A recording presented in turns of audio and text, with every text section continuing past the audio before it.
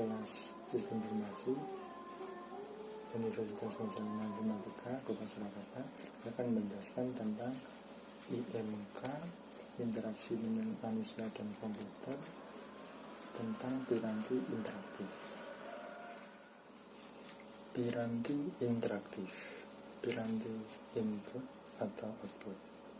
Piranti interaktif dibedakan menjadi dua, yaitu piranti input dan output. Di dalam konteks IMK, suatu piranti memungkinkan komunikasi antara manusia dan komputer melalui beberapa saluran komunikasi fisik. Diklasifikasikan sebagai dua, piranti masukan ke komputer, yang kedua piranti keluaran dari komputer. Contoh piranti masukan ke komputer, keyboard. Contoh keluaran dari komputer, speaker. Berikut contoh input pada piranti interaktif. Piranti input keyboard pertama kali didesain berdasarkan pada rancangan QWERTY yang dikembangkan pada tahun 1866 untuk mesin ketik. QWERTY keyboard dirancang untuk mengatasi tombol-tombol yang paling sering ditekan, dalam artian untuk mengurangi kemacetan penegangan. Keyboard akan optimal bila mana letak kunci-kuncinya sedemikian rupa sehingga menyebabkan pergantian jari yang menekan tombol yang akan menghasilkan kecepatan yang maksimal, namun dengan ketegangan otot yang minimal. Secara ergonomi, keyboard telah dirancang untuk mengurangi ketegangan otot jari. Keyboard merupakan piranti terbaik untuk inputan bentuk teks. Meskipun demikian, penelitian menunjukkan bahwa untuk melaksanakan pekerjaan berbentuk pilihan, misalnya dari suatu menu, keyboard lebih lambat, kurang akurat, dan kurang disukai pengguna dibandingkan piranti masukan lainnya. Untuk yang kedua, piranti input mouse. Sebuah mouse menggabungkan dua operasi penting berbasis layar, yaitu kemampuan menggerakkan kursor dan kemampuan memilih suatu objek pada layar ke dalam satu piranti.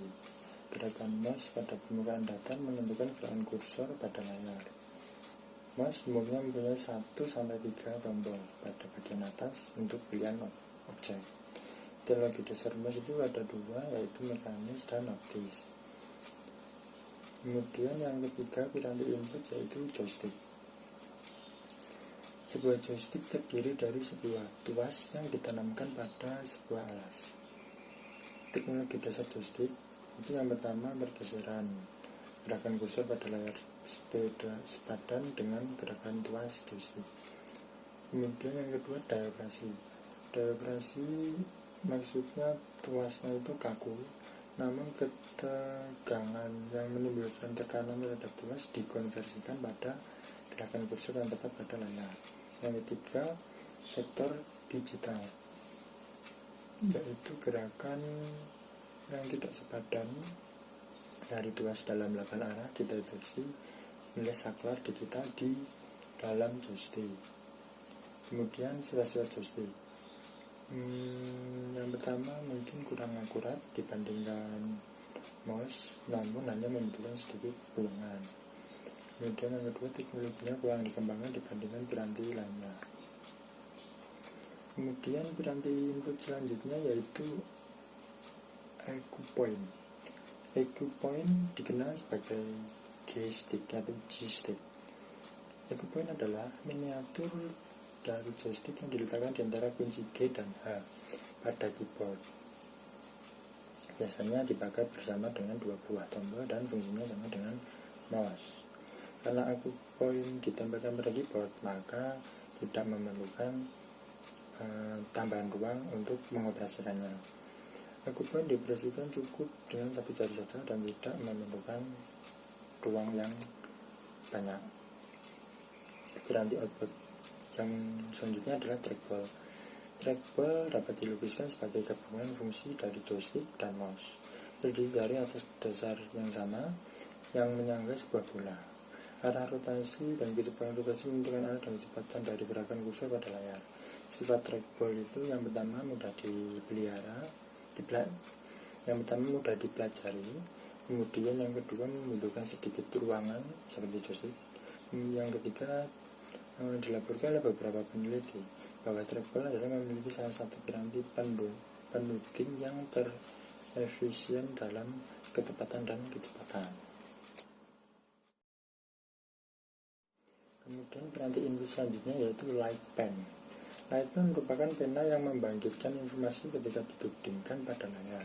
Ketika light pen ditudingkan pada tampilan CRT, sebuah lensa memfokuskan setiap cahayanya yang dipancarkan dari layar menuju sebuah detektor cahaya atau fotosel. Ketika penencangan elektron di dalam CRT menyegarkan fosfor pada titik di mana light pen sedang menuding, pertambahan kecerahan menyebabkan suatu signal listrik dikirimkan ke komputer. Piranti input touchscreen. Piranti input selanjutnya yaitu touchscreen. Touchscreen sendiri dapat digolongkan dalam panel sensitif sentuhan. Cara kerjanya yaitu dengan mengintrusi matriks beda cahaya atau dengan mendeteksi adanya perubahan kapasitansi atau bahkan pantulan ultrasonik sifat touchscreen. Kemudian sifat-sifat touchscreen mengizinkan koordinasi mata dan tangan secara alamiah, membutuhkan sedikit atau tanpa tambahan ruang kerja, dapat menyebabkan kelelahan dengan beban pemakaian yang ekstensif dalam mengabaikan layar, cocok ditempatkan dalam lingkungan yang tidak ramah, misalkan musim pabrik atau pesawat. Layar komputer. Layar komputer pada umumnya memiliki karakteristik yaitu tidak stabil, kemudian timbul kedip pada saat gambar di-refresh.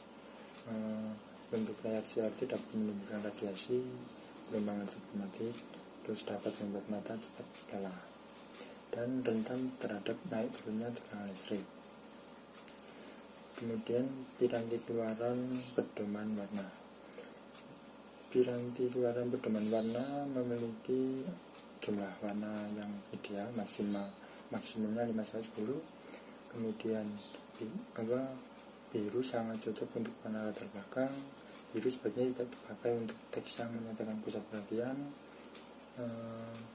dan sering dihindari warna dengan tingkat luminansinya rendah untuk orang tua. Pengaruh piranti interaktif. Pengaruh piranti interaktif biasanya berlangsung dalam waktu yang lama. Kemudian piranti interaktif sebagai alat yang berhubungan langsung dengan anatomi manusia yang harus diwaspadai sebagai salah satu kelemahan atau kekurangan, khususnya yang berkaitan dengan manusia dan lingkungan kerja. Agar perangkat piranti interaktif dapat meningkatkan efisiensi besar, maka harusnya ditempatkan pada posisi yang memperhatikan faktor kenyamanan lingkungan kerja. Demikian penjelasan saya mengenai piranti interaktif, mengenai interaksi manusia komputer tentang piranti interaktif. Jadi sudah saya singgung tadi sebelumnya, piranti interaktif itu terdapat ada dua, input sama output. Inputnya terdapat keyboard, mouse, kemudian trackball, pen, light pen, touchscreen, dan lain sebagainya. Kemudian piranti interaktif output ada layar tampilan dan teman-temannya. Jadi piranti interaktif, masing-masing piranti input atau output tersebut memiliki kelebihan, memiliki kekurangan. Kemudian semakin perkembangan zaman, perkembangan teknologi juga, mouse, joystick, alat-alat piranti input atau output pun semakin hari, semakin kesini semakin canggih, semakin lebih bagus. Diciptakan piranti input dan output tersebut pun juga dengan tujuan yaitu memudahkan bagi kita sebagai user lebih mudah dalam menggunakan atau mengoperasikan sebuah komputer. Jadi sebelumnya mungkin mouse sulit digunakan, terus layar tampilan komputer masih tabung. Semakin hari semakin kesini tampilan layar komputer lebih canggih, lebih bagus, layarnya lebih tipis, memakan arus listrik pun juga. Untuk dulu monitor besar, tabung sangat besar, memakan daya wattnya, tetapi semakin kesini dengan menggunakan layar LED, kita sebagai pengguna desktop atau komputer lebih sedikit untuk memakan watt atau listrik, sehingga kita jika menggunakan desktop atau komputer lebih mudah dan lebih tidak boros untuk memakan biaya listrik. Demikian penjelasan saya mengenai interaksi manusia komputer mengenai piranti interaktif. Sekian dan terima kasih.